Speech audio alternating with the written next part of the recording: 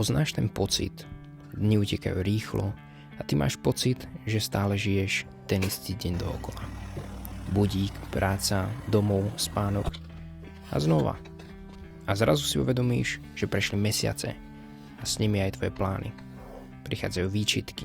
Mohol si už podnikať, cestovať, začať niečo nové. Ale namiesto toho stále stojíš na mieste. Porovnávaš sa s ostatnými, oni kupujú byty, zarábajú viac, idú dopredu a ty stále tu. Ale vieš čo? Nemusíš sa porovnávať.